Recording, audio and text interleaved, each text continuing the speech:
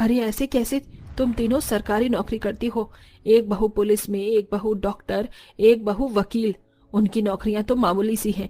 क्या ही फायदा है ऐसी नौकरी करने का। अगर सरकारी नौकरी होती तो बात अलग थी। चलो, मुझे इन सब के पीछे ज्ञान मत दो। पार्वती ऐसा कहकर बातों को टाल देती है। ऐसे ही कुछ दिन बाद जब संडे आता है तो सरकारी नौकरी वाली घर में आराम से सो रही होती हैं और सुबह के 7 बजे ही जोमेटो में डिलीवरी करने वाली बहुएं अपने काम पर निकल जाती हैं। आज पड़ोस की औरतें ये देखकर जब पार्वती घर से बाहर निकलती है तो उससे पूछती हैं। अरे पार्वती बहन, तुम्हारी बाकी तीनों बहू कहाँ हैं? दिखाई नहीं दे रही। मेरी तीनों सरकारी नौकरी वाली सो रही हैं, आराम कर रही हैं। और प्राइवेट नौकरी वाली तो चली गई है काम पर। क्या बात है, क्या राज ठाट आ रहे हैं तुम्हारे घर में। तो 3 सरकारी नौकरी वाली बहू हैं।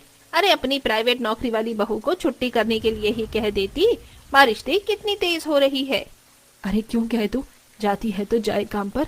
अगर उनकी सरकारी नौकरी होती तो एक बार को सोचती भी मैं।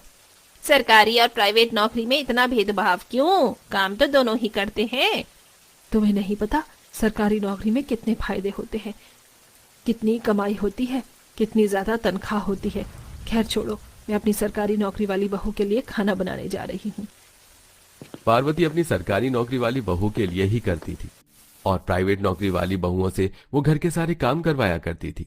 ऐसे ही कुछ समय बाद पांचों बहुओं की बुआ सास रेलवे स्टेशन पहुंच जाती है।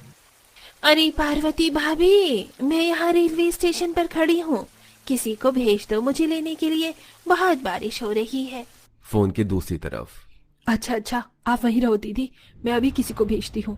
पार्वती इतना कहकर अपनी जोमेटो वाली बहू को फोन करके बोलती है। सुनो, तुम्हारी बुआ सास रेलवे स्टेशन पर खड़ी हैं, उन्हें घर ले आओ। अभी के अभी, बाहर मूसलाधार बारिश हो रही है। फोन के दूसरी तरफ ठीक है माँ जी, हम ले आएंगे उन्हें। शिखा ईशा दोनों अपनी स्कूटी से रेलवे स्टेशन पर पहुंच जाती है। अरे ये क्या, तुम दोनों आई हो मुझे लेने के लिए? क्या क्या दिन आ गए हैं कि बहू रेलवे स्टेशन पर मुझे पिकअप करने आई है। बबली मुंह बनाकर स्कूटी पर बैठ जाती है। इसके बाद शिखा और ईशा उसे लेकर घर आते हैं। इससे अच्छा तो आप मेरे लिए कैब ही बुक करवा देती भाभी।